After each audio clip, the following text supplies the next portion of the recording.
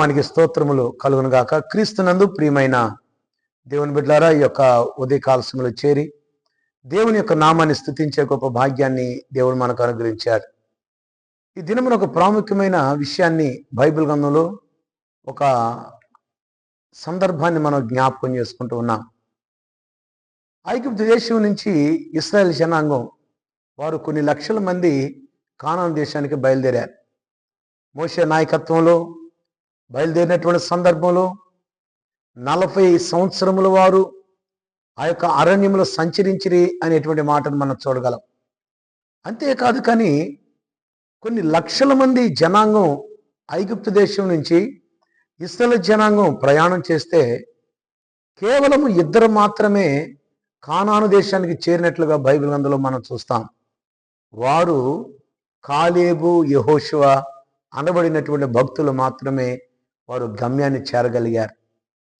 క్రీస్తునందు ప్రియమైనటువంటి దేవుని బిడ్డలారా, ఆ 40 సంవత్సరములు అరణ్యములో వారు సంచరించడానికి గల కారణం ఏంటి?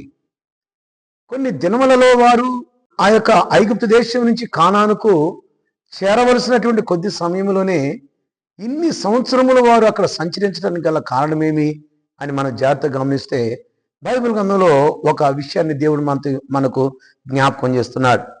యెహోషువ గ్రంథం 5వ అధ్యాయము 6వ వచనంలో మనం జాగ్రత్త చూస్తే, యెహోవా మనకు ఏ దేశమును ఇచ్చదనని వారి పితరులతో ప్రమాణము చేసెనో, పాలు తేనెలు ప్రవహించు ఆ దేశమును తానే వారికి చూపింపనని యెహోవా ప్రమాణము చేసి ఉండెను గనుక ఐగుప్తులో నుండి వచ్చిన ఆ యోధులందరూ యెహోవా మాట వినకపోయినందున వారు నశించు వరకు ఇశ్రాయేలీయులు 40 సంవత్సరములు అరణ్యములో సంచరించుచూ వచ్చిరి.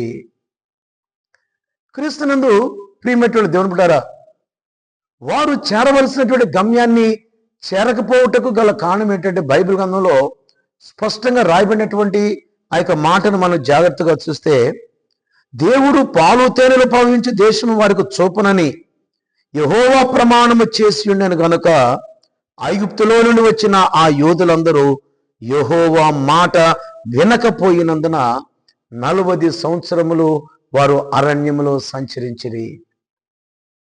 ఒక క్రైస్తవ జీవితాన్ని కలిగినటువంటి మన జీవితంలో కూడా, ఈ దేవుని మాటలు వినుచున్నటువంటి మన జీవితంలో కూడా ఈ ఉదయకాల సమయంలో మనం నేర్చుకునవలసినటువంటి సందర్భం ఏంటంటే, దేవుని మాటను మనము వినేటువంటి వారికి ఉండాలి. దేవుని మాటకు మనము లోబడేటువంటి వారికి ఉండాలి.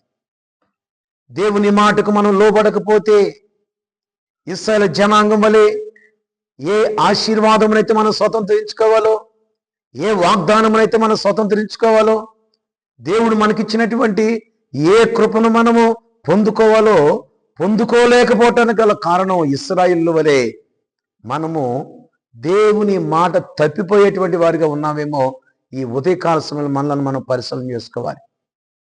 క్రీస్తునందు ప్రియమైనటువంటి దేవుని బిడ్డలారా, దేవుని మాటను విని దేవుని యొక్క వాగ్దానం వైపు చూచినటువంటి 2 మాత్రమే గమ్యాన్ని చేరగలిగారు. మన జీవితంలో కూడా దేవుని మాటకు లోబడాలి, దేవుని వాక్యానికి లోబడాలి, దేవుని యొక్క సన్నిధానమునకు లోబడాలి.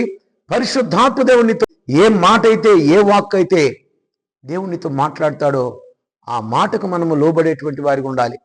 క్రీస్తునందు ప్రియ దేవుని బిడ్డలారా, ఆలోచించండి. ఉదయకాల సమయంలో దేవుని యొక్క ఆశీర్వాదమును మనము స్వతంత్రం చేసుకోలేకపోతున్నామేమో, దేవుని యొక్క కృపను మనం పొందుకోలేకపోతున్నామేమో. ఈ యొక్క ఉదయకాల సమయంలో దేవుడు మనతో మాట్లాడుతున్నాడు. క్రీస్తునందు ప్రియ దేవుని బిడ్డలారా, ఇశ్రాయేలు జనాంగం గురించి పరిశుద్ధాత్మ దేవుడు మనతో మాట్లాడుతూ వారి ద్వారాగా, ఈ మాటల ద్వారాగా, ఈ సందర్భం ద్వారాగా మనల్ని మనము సరిచేసుకునవలసినటువంటి ఆవశ్యకత అనేటువంటి సత్యాన్ని మనం గమనించాలి. ఎందుకంటే వారు అవిశ్వాసము వలన దేవుని మాటను వారు వినలేదనేటువంటి సత్యాన్ని మనం చూడగలం.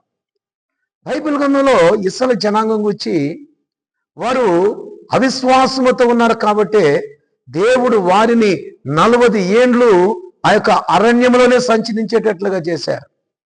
అవిశ్వాసము వలన బైబిల్ గ్రంథంలో చెప్పబడినటువంటి మాట ఏంటంటే, వారు దేవుని మీద సనుగుకొనిరనేటువంటి మాటను మనం చూస్తాం.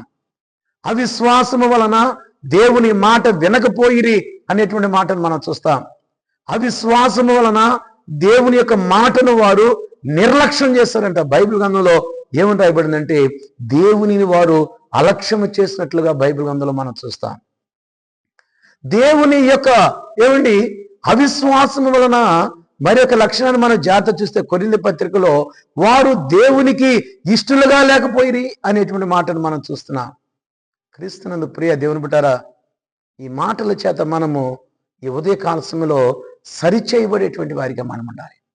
మన జీవితంలో కూడా వాగ్దాన దేశం అనబడినటువంటి కానాను దేశం, దేవుడు ఒక ఆశీర్వాదాన్ని దేవుడు మనకు జ్ఞాపకం చేస్తున్నప్పుడు ఆ ఆశీర్వాదమును మనము స్వతంత్రం చేసుకోవాలంటే మన జీవితంలో దేవుని మాటకు లోబడి దేవుని యందు భయభక్తులు కలిగి దేవుని యొక్క సన్నిధానంలో మనము దేవుని కృపను పొందుకునే వారికి ఉండాలని హృదయపూర్వకంగా కోరుకుంటూ ఈ కొద్ది మాటలు ముగిస్తున్నాను. క్రీస్తునందు ప్రియ దేవుని బిడ్డారా, అందరూ తలలో ఉంచండి. ఈ మాటలు వినేటువంటి మీరు తలలో ఉంచండి. దేవుని మాటను విని మనము, దేవుని వాక్యాన్ని విని మనము వాగ్దానాన్ని స్వతంత్రం చేసుకుందాం. తలలో ఉంచుదాం, ప్రార్థన చేసుకుందాం. స్తోత్రం, స్తోత్రం, స్తోత్రం, స్తోత్రం. స్తుతికి కారణభూతుడా మీకు వందనాలు.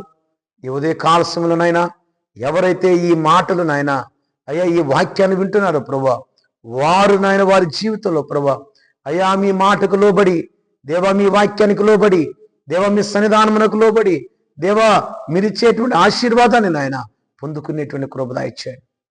ఇశ్రాయేలీయులు ప్రభా మీ మాట విననందున నాయన, మీ మాట పట్ల నిర్లక్ష్యం వహించినందువలన, అయ్యా మీ మీద సనుక్కున్నందువలన, అయ్యా మీ దృష్టికి వారు ఇష్టలుగా లేకపోయినందున దేవా వారు గమ్యాన్ని చేరలేక 40 ఏండ్లు నాయన వారు అరణ్యంలో సంచరించినట్లుగా బైబిల్ గ్రంథంలో మేము చూస్తున్నాం. దేవా ఈ మాటలను బట్టి నాయన ఈ ఉదయకాలశంలో ప్రభా అయ్యా మీ వాక్యానికి లోబడి జీవించేటువంటి కృప దయచేయమని పరిశుద్ధాత్మ దేవుడిగా మీరు మాట్లాడారు నాయన. అయ్యా ఈ మాటలు వినుచున్న నీ బిడ్డలను మీరు దీవించండి, ఆశీర్వదించండి. పరిశుద్ధాత్మ దేవుడిగా నాయన ఈ మాటలు వారిని హెచ్చరించినందుకు మీకు కృతజ్ఞతాస్తులు చెల్లిస్తూ మా ప్రభువైన యేసుక్రీస్తు నామమున అడిగి వేడుకుంటున్నాం మా తండ్రి, ఆమేన్. మన పరమ తండ్రి అయిన దేవుని ప్రేమయు, కుమారుడైన యేసుక్రీస్తు కృపయు, పరిశుద్ధాత్మని యొక్క అన్యోన్య సహవాసము సన్నిధి ఇక్కడ చేరిన ప్రతి బిడ్డకును ప్రతి కుటుంబానికి సర్వకాలం సదాకాలం మీ కృపతోడయుండి నీ బిడ్డలను నడిపించునుగాక, ఆమేన్.